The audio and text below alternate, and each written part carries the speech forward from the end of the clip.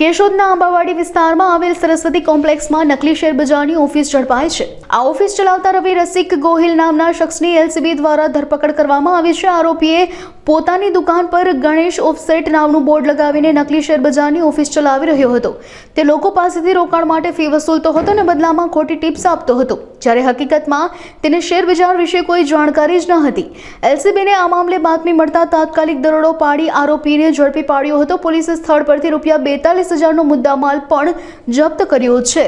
Junagadh crime બ્રાન્ચને social media અને human સોર્સિસના આધારે હકીકત મળેલી કેશોદમાં આવેલ ગણેશ ઓફસેટ નામની ઓફિસ ધરાવી રવિ રસિકભાઈ ગોહિલ નામની વ્યક્તિ પોતે શેર બજારમાં એક્સપર્ટ ના હોવા છતાં ભારત દેશના અલગ અલગ રાજ્યના નાગરિકોના ડીમેટ એકાઉન્ટની વિગતો મેળવી મારુતિ કેપિટલ નામનું વોટ્સઅપ ગ્રુપ બનાવી અને આ લોકોને કોલ અથવા તો સોશિયલ મીડિયા વોટ્સઅપ કે ટેલિગ્રામના માધ્યમથી શેર બજારમાં ક્યાં ઇન્વેસ્ટ કરવું એની ટિપ્સ આપી અને એમની પાસેથી ચોક્કસ પ્રકારના ચાર્જ વસૂલ કરતા હોય, જેને આધારે ક્રાઇમ બ્રાન્ચ દ્વારા પંચોને સાથે રાખી તેમની ઓફિસે રેડ કરી તેમને આ બાબતે પૂછતા આ રવિ રસિકભાઈ ગોહિલને સેબીમાં કોઈ પણ પ્રકારનું રજિસ્ટ્રેશન કરાવેલું ના હોય કે અન્ય કોઈ કાયદેસરની જે પ્રક્રિયા હોય તે મુજબની પ્રોસેસ પૂર્ણ કરેલ ના હોય અને માત્ર આ એકાઉન્ટ ધારકો સાથે ઠગાઈ અને વિશ્વાસઘાત કરવાના ઈરાદાથી તેમને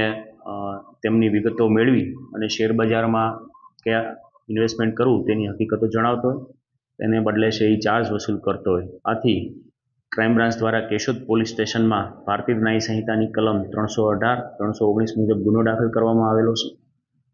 સેબીની ગાઈડલાઇન મુજબ જ્યારે કોઈપણ વ્યક્તિ સ્ટોક માર્કેટમાં ક્યાં ઇન્વેસ્ટમેન્ટ કરવું તેની ટિપ્સ આપી અને ચાર્જ વસૂલ કરતી હોય તો ઇન્વેસ્ટમેન્ટ એડવાઇઝર ઓર રિસર્ચ એનાલિસ્ટ આ બંનેમાંથી કોઈ પણ એક ફોર્મમાં છે તેનું રજિસ્ટ્રેશન થયેલું ફરજિયાત છે। જ્યારે આ આરોપીએ કોઈપણ સેબીના કોઈપણ પ્લેટફોર્મ પર રજિસ્ટ્રેશન કરાવેલું નથી। તેની ઓફિસેથી computer set, router, mobile phone, pen drive, અન્ય હિસાબના ચોપડા કુલ મળીને ₹42,700નો મુદ્દામાલ કબજે કરવામાં આવેલો છે। પ્રાથમિક પૂછપરછ દરમિયાન આ આરોપી છેલ્લા 1.5 વર્ષથી આ પ્રકારની પ્રવૃત્તિ સાથે સંડોવાયેલો છે।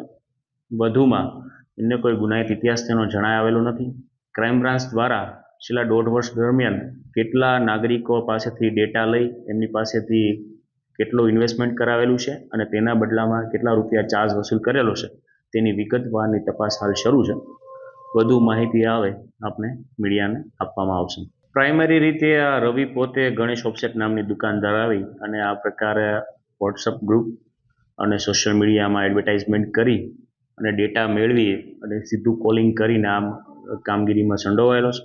આ સિવાય એને ત્યાં કોલ સેન્ટરમાં અન્ય કોઈ વ્યક્તિ એમની મદદગારીમાં હતા કે કેમ એ બાબતે પણ હાલ તપાસ શરૂ છે। આ વધુ વિગતો છે એ તપાસ દરમિયાન સામે આવે તો આપવામાં આવશે।